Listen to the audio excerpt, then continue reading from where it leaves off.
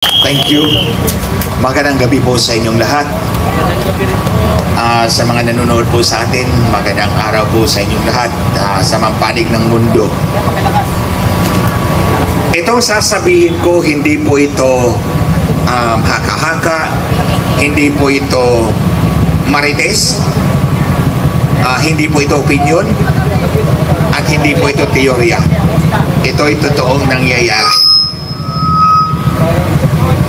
Sabi ni Marcos doon sa statement niya, reaction niya doon sa sinabi ni Sara na, di ba, sabi niya may kinausap siyang tao na kapag pinatay siya, iyariin mo itong tatlo, yung tatlong hodas, si Bongbong Marcos alias drug addict number 1, bangag, si Lisa Marcos, the first drug pusher lady of the Philippines, at si idiot Romualdez, Martin Romualdez. Idiot kasi bobo.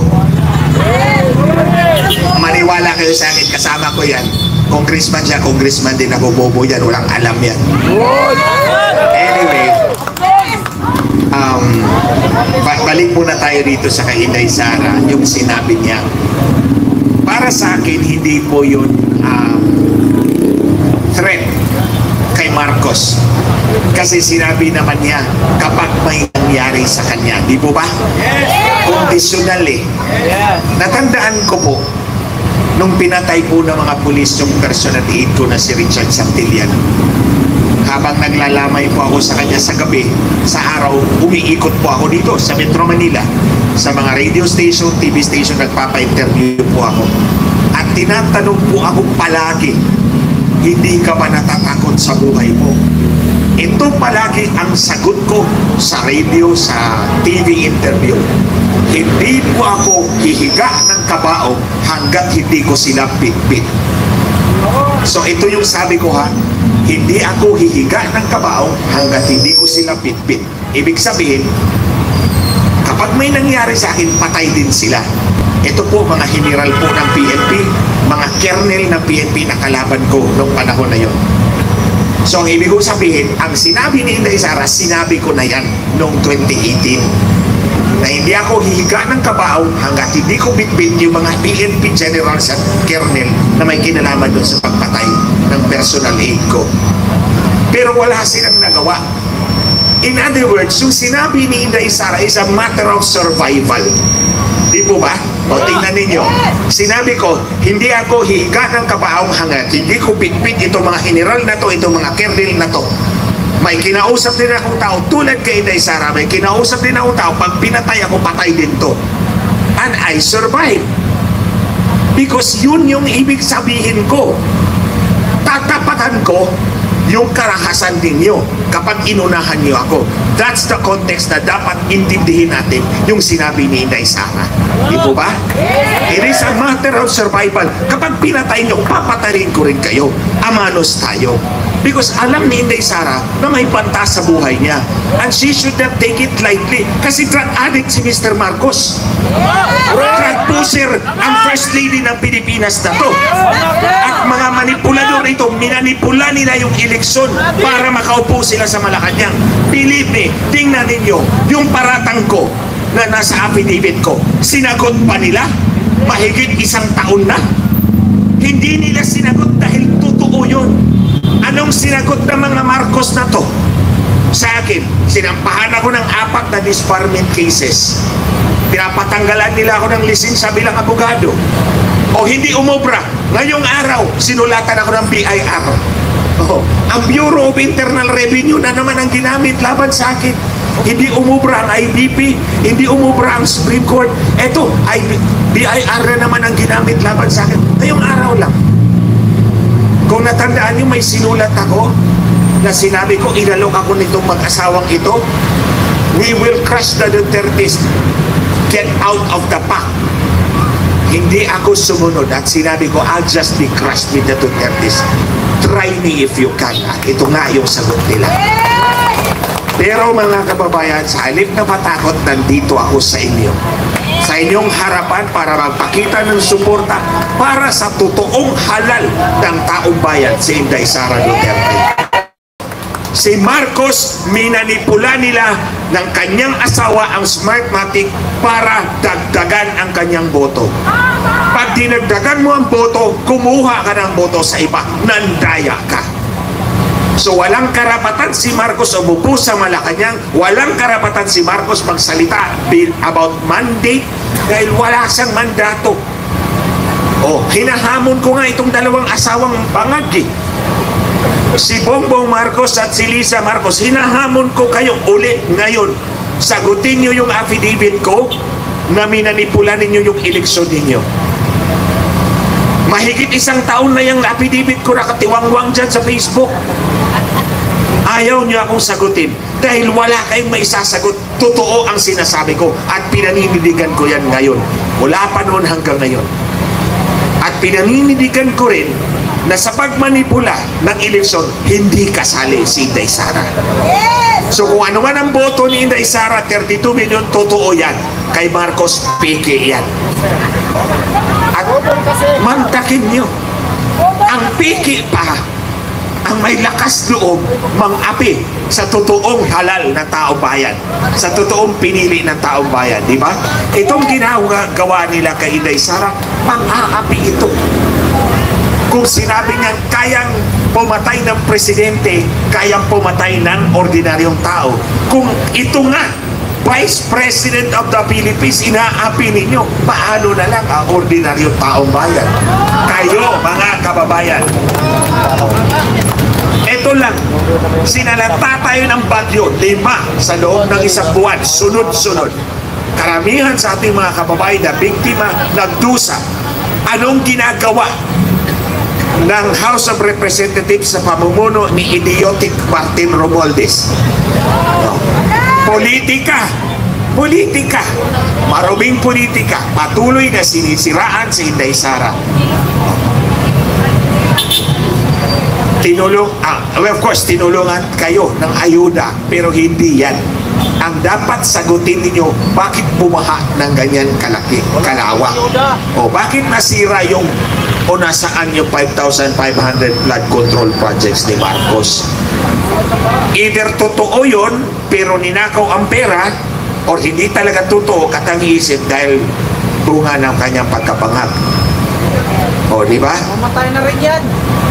Alam niyo mga kababayan, ayoko nang sabihin to, pero nagalit talaga ako kasi sinulatan na naman ako ng BIR. Gusto talaga akong palugurin itong mga animal na to.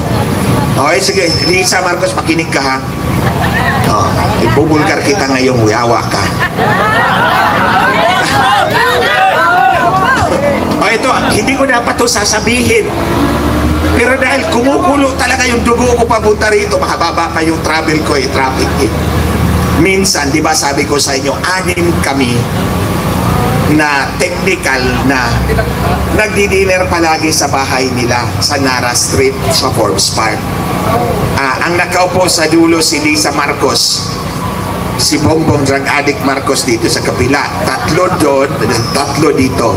So dito sa 3 dulo, ako yon, tabi ko si Lisa Marcos. Kasi palagi niya akong kinakabit, tala na, mag-yosi na tayo. Kami lang kasi yung nag-yosi. Sa 8 taon na yung 2 lang kaming nag-yosi, kaming 2. Nang pumunta na kami sa garden, makinig ka Lisa Marcos, makinig ka, yawa ka talaga, animal ka. Nag-yosi na kami. Sabi niya, alam mo, pag si Bongit hindi sumunod sa akin, ayoko magpahiyot sa kanya. Siyempre, nasyak ako. Ikot niyo yan, gawin yung TikTok yan. Ulitin ko. Alam mo, pag si Bongit hindi sumunod sa akin, si Bongit, si Marcos yon. Ayoko magpahiyot sa kanya. Siyempre, nasyak ako.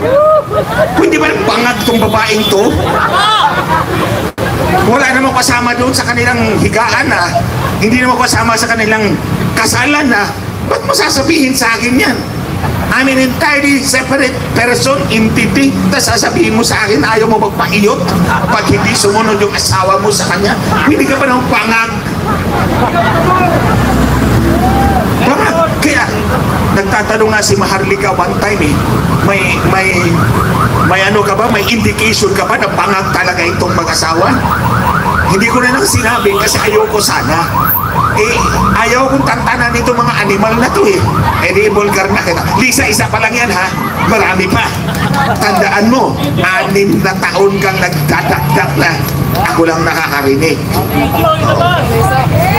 So, ayan mga kababayan, para malaman ninyo kung gaano kabangat ang utak nitong babaeng bruhang ito.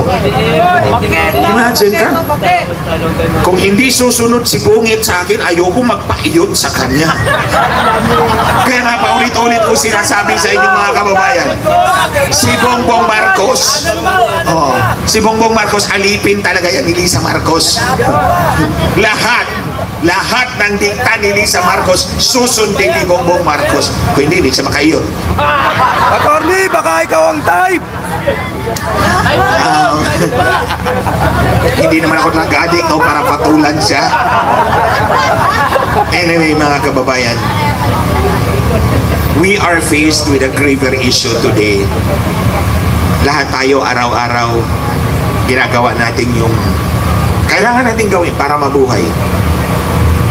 Pumili tayo ng mga leader natin na sana with a hope na kapag nakaupo sila, they will give us a better future, a better lives, di ba ba? Yun naman ang hangarin natin lahat eh. Pero noon, kapag itong taong ito, si Marcos, akala natin totoong nanalo, 31.8 million. Yung pala, minanipula lang pala nila. Siyempre, ang bangag mismo din ang nagsabi na dadayain niya yung eleksyon. Diba? Si Lisa Marcos din, I have a meeting with the owners of Smartmatic. I need 2 technical guys, but not you because they hate you so much. Kaya paulit-ulit kong sinasabi to dahil itong laban na to between the Marcoses plus the idiot Romualdez and Inday Sara, walang ibang patutunguhan ito kundi manatili ang mga Marcos sa kapangyarihan. Ito yung target nila. Si Inday Sara, alam nila yon. Ito pa, insecure si Marcos kay Inday Sara. Napaka-insecure ni Marcos kay Inday Sara dahil alam niya, ito yung totoong mahal ng taong bayan. Ito yung totoong pinili ng taong bayan. Samantalang siya, kailangan pa niyang mandaya para lang tumapat yung boto niya. O, di ba? O, iba pa yan. Totoo yan. Manggagamit talaga. Manggagamit na walang utang na loob. Ikaw pa, ang may utang na loob na nakatulong sa kanila, leche. Ang sarap suntukin ng mga animal na to. Kung alam ko lang, sinuntok ko na. Kapal ng mukha, totoo yan. Ikaw na nga nakatulong sa kanila, ikaw pa may utang na loob na nakatulong ka sa kanila. Parang baliktad talaga yata yung pag-iisip nitong mga bangag na to. Bangag talaga. Diba? Huwag po tayong matakot lumaban sa kanila. Pinapakita ko po yan sa inyo. Kahit na 4 yung disbarment days ko, ito na naman, may BIR na naman ako. Ito, nandito pa rin ako sa harapan ninyo. Pinapakita ko pa rin yung suporta ko para kay Inday Sara, para sa ating lahat na Pilipino. Ito ay laban natin. Huwag nating hayaan si Inday Sara na lumaban ng sarili lang niya. Hindi niya kaya yon. Tandaan niyo, ang kalaban niya, kapulisan, militar, lahat ng kapangyarihan ng gobyerno, Kongreso, Senado. Ang tanging kakampi ni Inday Sara, tayong mga ordinaryong mamamayang Pilipino. Pero tandaan ninyo mga kababayan, nasa kamay ninyo at kamay ko ang totoong kapangyarihan sa bansang ito. Tandaan nyo yan. At the end of the day, tayo pa rin, ordinaryong mamamayang Pilipino ang mananaig at mananalo sa tulong at awa ng Diyos. Pero hindi natin pwedeng hayaan si Inday Sara na lumaban sa kanyang sarili lamang o siya lang all by herself. Itong ginagawa natin is one step in the right direction. Sa ating mga kababayan online, ipakita po ninyo yung pagsuporta mo para sa ating mga kababayan, para kay Inday Sara. Laban sa mga bangag na to, walang mandato si Marcos. I do not respect this drug addict as president. I do not even call him president. He is an impostor. At hindi nga lang yan eh. Sinabi ko na nga rin, ninanipula din nila yung Korte Suprema para makaupo talaga sa pwesto. justisya. Ano talaga sila? Uhaw sila sa kapangyarihan. Kapag ganito, yung karakter ng tao, huwag yung paniwalaan. Huwag yung paniwalaan ang tao uhaw na uhaw sa kapangyarihan at gagawin ang lahat ng kabulastugan, makamtan lang, makapture lang ang political power. Hindi ganyan si Inday Sara, di po ba? Di ba sinabi na gusto natin tumakbo sa presidente? Bumaba siya, nag-vice president siya. Yun yung patunay niya na hindi siya uhaw sa kapangyarihan. Samantalang yung isa, si Marcos, minamanipula Korte Suprema para lang makaupo bilang vice president, hindi nga lang siya nagwagi. At ulit, sasabihin ko sa inyo, hindi ito marites dahil ako ang inutusan ni Marcos, hindi sa Marcos para gawin yun. So, personal knowledge ko yung mga sinasabi ko. Kaya nga walang magawa itong dalawang bangag. O, tatakot-takutin lang ako. Akala siguro nila matatakot ako sa kanila. Hindi ako matatakot dahil wala na akong takot, matagal na. Naubos na yung takot ko. O, inambos na ako, pinaputukan na ako, pinatay yung personal ko. Wala na akong takot. So that's why I'm here.